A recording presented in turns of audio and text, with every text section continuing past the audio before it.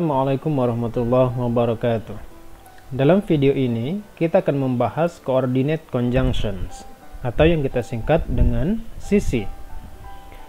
Coordinate conjunctions adalah kata hubung yang digunakan untuk menghubungkan dua atau lebih kata, frasa, ataupun klausa, dan mereka harus memiliki susunan tata bahasa yang sama.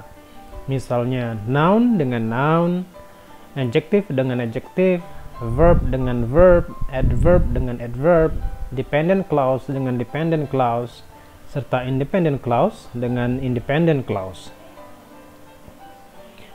Nah, coordinate conjunction sendiri terdiri dari for, yang berarti karena, and, dan, nor, tidak juga, but, tetapi, or, atau, yet, namun, atau tetapi, dan so, jadi. Nah, mereka biasa disingkat dengan fanboys. Kemudian kita lihat rumus menggunakan coordinate conjunctions. Kita bagi dua, yakni words atau phrases dan dependent clauses yang pertama.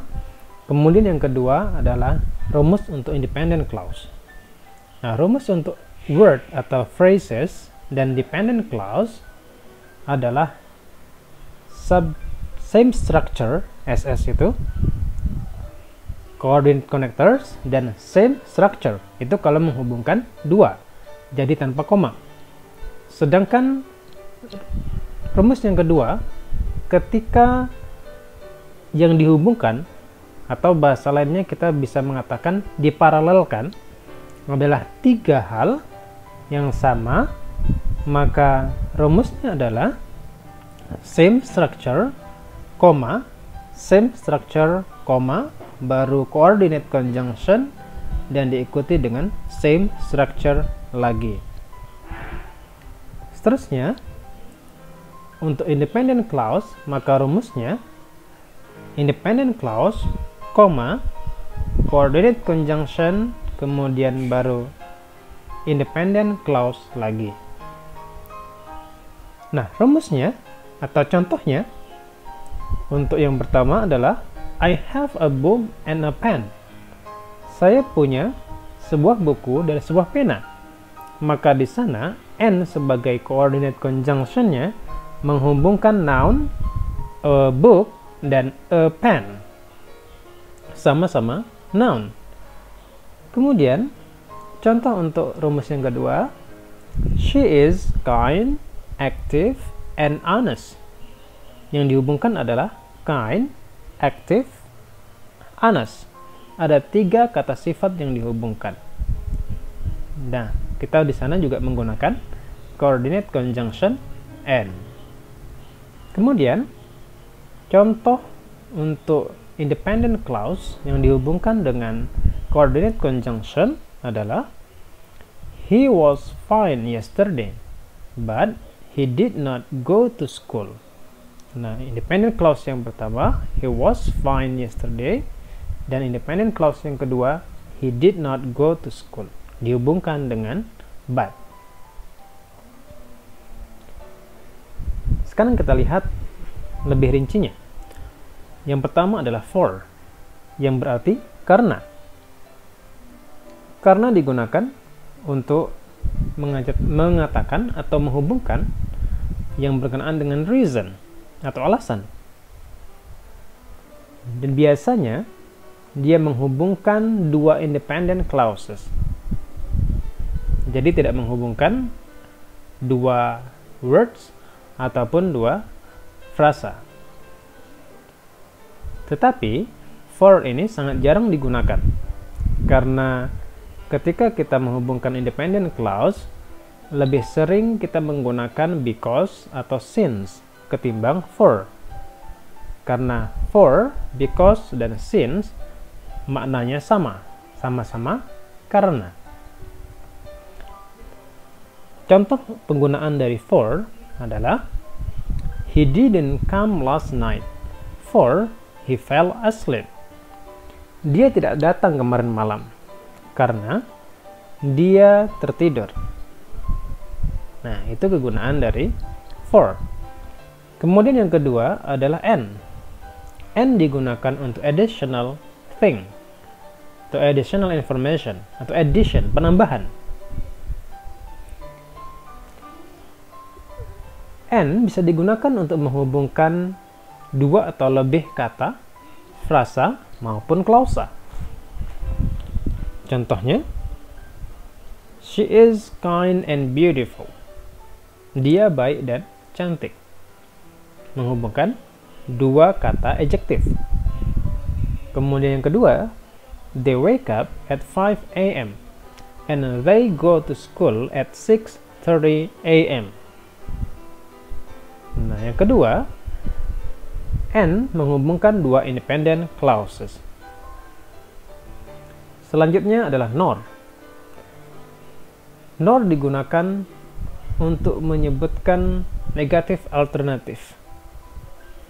Nah, biasanya nor juga menghubungkan dua independent clauses. Apakah tidak bisa menghubungkan frasa ataupun kata? Bisa, tetapi nor harus disandingkan dengan atau ditemani dengan neither. Misalnya, neither the boss nor the secretary come to the meeting, misalnya. Nah, tetapi ketika tidak ditemani dengan neither, maka nor tidak bisa menghubungkan dua kata ataupun dua frasa. Contoh penggunaan nor: she didn't answer my call, nor did her friends when I called them last night. Dia tidak menjawab teleponku, tidak juga temannya ketika saya menelpon mereka kemarin. Jadi maknanya dia tidak dan temannya juga tidak menerima panggilan dari si I tadi. Jadi sama-sama negatif. Selanjutnya adalah but. But digunakan untuk menyatakan kontras atau perbandingan. Umumnya atau normalnya, but digunakan untuk menghubungkan dua klausa. Tapi kadang-kadang juga digunakan untuk menghubungkan kata ataupun frasa. Contoh penggunaan but adalah the man helped in sincerity, but many people thought negatively about him. Lelaki tersebut menolong dengan ikhlas, tapi banyak orang yang berpikiran negatif tentangnya. Nah, itu menghubungkan dua independent clause. Kemudian or. Or adalah digunakan untuk alternatif atau pilihan. Dan or bisa menghubungkan kata atau frasa, juga bisa menghubungkan klausa. Contoh penggunaan or: they will win or they will lose. Dia akan menang atau mereka akan menang atau mereka akan kalah. Selanjutnya adalah yet. Yet bermakna tetapi atau namun. Juga menyatakan kontras. Dan umumnya atau normalnya menghubungkan dua klausa. Dan kadang-kadang juga menghubungkan kata atau frasa. Contoh penggunaan yet adalah the director was rather young, yet the company was successful. Direktur dari perusahaan tersebut agak muda, masih relatif muda, tapi perusahaannya sukses atau berhasil. Nah, apa perbedaan dari but dan yet? Nah, yet itu digunakan untuk menekankan sebuah perbandingan. atau penekanannya lebih kuat ketimbang dari but. Atau dalam bahasa lain juga dikatakan bahwa yet itu adalah sebuah shock gitu. Sesuatu yang mengagetkan. Masih muda tapi bisa membuat perusahaannya sukses. Nah, itu sesuatu yang mengagetkan.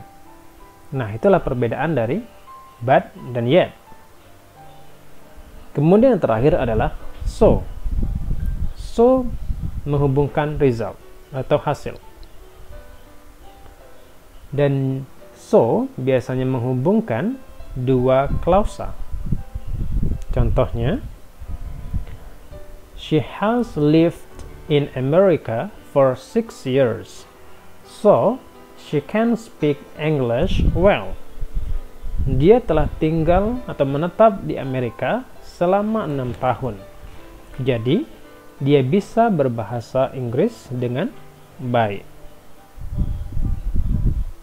Nah, itulah kegunaan dan contoh dari kalimat yang menggunakan coordinate conjunctions. Semoga dapat dipahami. Assalamualaikum warahmatullahi wabarakatuh.